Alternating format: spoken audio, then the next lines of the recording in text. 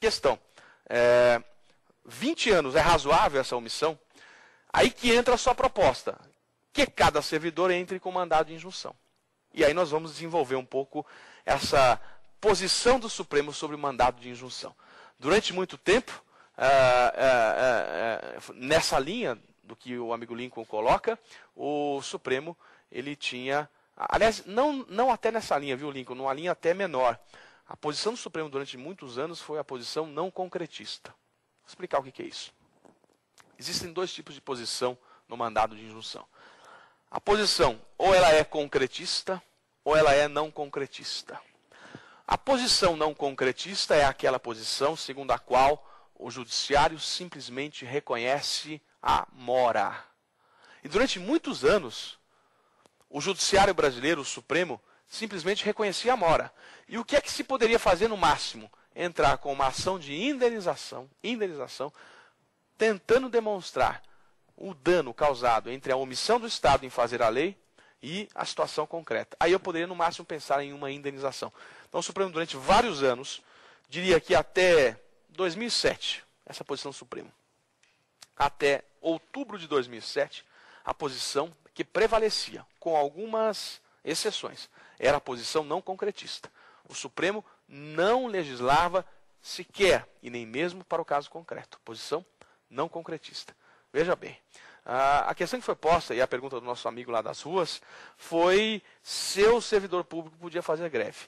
E essa questão foi colocada no mandado de injunção número 712. Vamos anotar aí, mandado de injunção número 712. E no dia 25 de outubro de 2007, o Supremo julgou o mandado de injunção 712 sobre o direito de greve. E aí, quando tudo parecia que o Supremo não ia autorizar o direito de greve, o Supremo avança e adota a posição concretista. Posição concretista. Eu tenho que lembrar que ela se divide, a posição concretista, em duas. Posição concretista geral e posição concretista individual.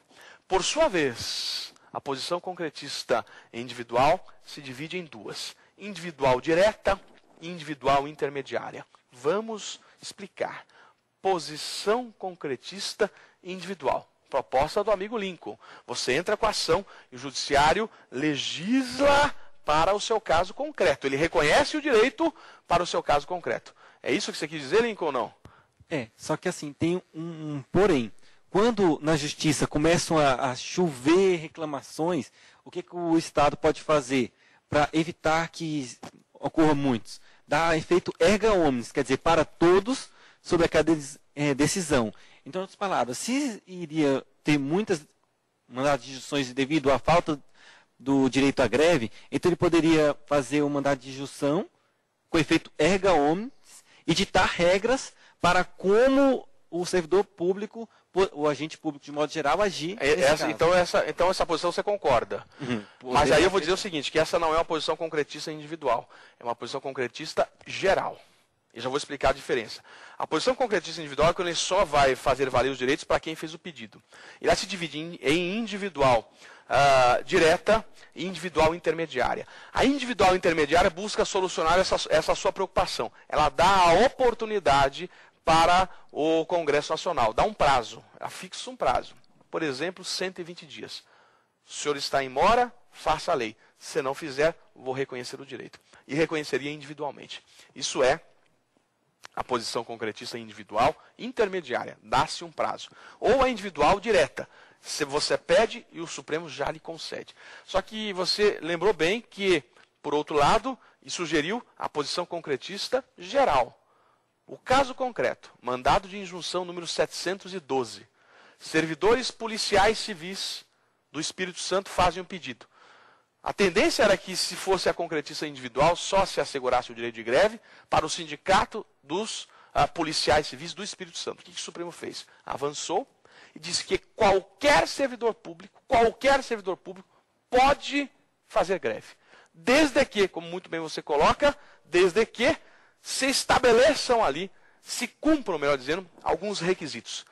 Trace como parâmetro a lei do direito de greve da iniciativa privada e estabelece alguns parâmetros. Com o máximo respeito, me parece que o Supremo legislou. Não sei se vamos concordar, mas na minha visão o Supremo está legislando sobre o direito de greve. Está criando parâmetros para que se faça greve, até que venha a lei. Concordo. Até que venha a lei. Quando vier a lei, aí a posição do Supremo deixa de valer, naturalmente.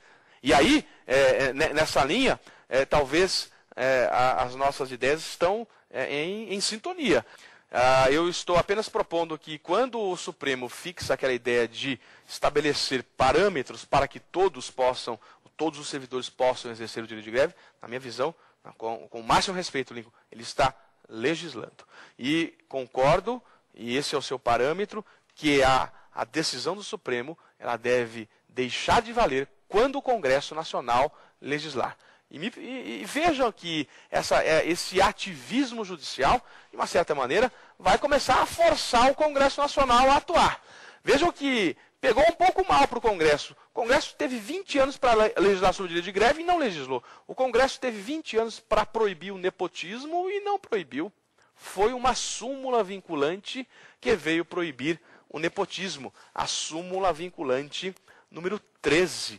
Proíbe o nepotismo, inclusive o nepotismo cruzado. É assim, meu amigo indica a minha filha que eu indico a sua. Não pode nem isso, nem o nepotismo cruzado admitiu o STF. Claro que quando vier a lei, ela vai disciplinar. É mais ou menos sobre o uso de algemas. A gente comentou na aula sobre súmula vinculante e demos aquele depoimento interessante que o Congresso está encaminhando um projeto de lei sobre o uso de algemas, flexibilizando. E foi muito claro ali, ao dizer que enquanto não vier a posição do Congresso, a lei, vale a súmula vinculante. Quando vier, essa prevalece. Então, acho interessante. De qualquer maneira, eu tenho sentido que é possível agora, dentro desta nova perspectiva do papel do Poder Judiciário, em se dar uma certa concretude a esses direitos que estavam previstos ali muitas vezes e não eram realizados.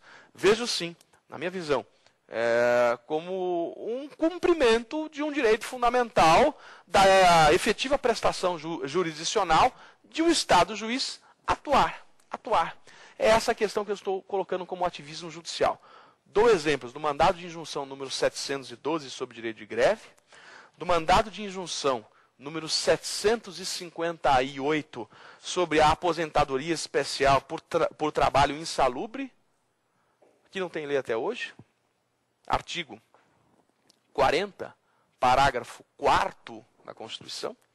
O julgamento recente, no dia 1º de julho de 2008, o Supremo reconhecendo a aposentadoria especial no caso de trabalho insalubre, a proibição do nepotismo na súmula vinculante número 13 e o papel que definiu, na minha visão, me permitam dizer, o papel do Supremo que na ADI 2240 e na ADO 3682, obrigou o Congresso Nacional a fazer a lei. Peço licença e vênia, e sei que muitos vão me criticar com essa frase, mas eu vejo ali um caráter mandamental, uma decisão do Supremo obrigando o Congresso Nacional a legislar. Professor, e se o Congresso Nacional não legislar? A minha visão é muito simples. Se o Congresso Nacional não legislar, os municípios que existem, que são quase 60, vão desaparecer.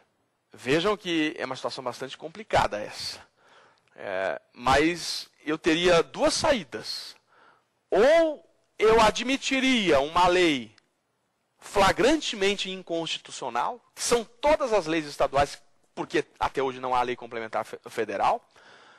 Ou eu admitiria, nesse sentido, o que a gente chamou de uma inconstitucionalidade chapada, mais do que evidente, ou então eu caminho para uma linha de um ativismo judicial. Me parece que isso é o que o Constituinte de 88 quis. E claro, não estamos fechando as portas. Isso vai fazer uma pressão, certamente, para que o Congresso Nacional passe a agir. E 20 anos sem legislar, concordo com o ministro Gilmar Mendes que se trata de uma omissão negligente e desidiosa. Eu acho que o Supremo está cumprindo o seu papel dentro dessa perspectiva. Meus amigos, meus alunos aqui presentes, foi uma grande satisfação esses 5 dias, 5 aulas, para falar dos 20 anos da Constituição, questões controvertidas, temas polêmicos. saberdireito@stf.gov.br, fiquem à vontade. Eu me despeço aqui dizendo que foi uma grande satisfação. Espero ter contribuído com todos para que ao menos possamos pensar o direito. E sempre digo para os meus amigos concurseiros, digo que eles são guerreiros e que, por favor, jamais desistam dos sonhos. Continuem sonhando e me chamem para posse. A gente se vê. Muito obrigado pelo carinho. Valeu. Até mais. Tchau.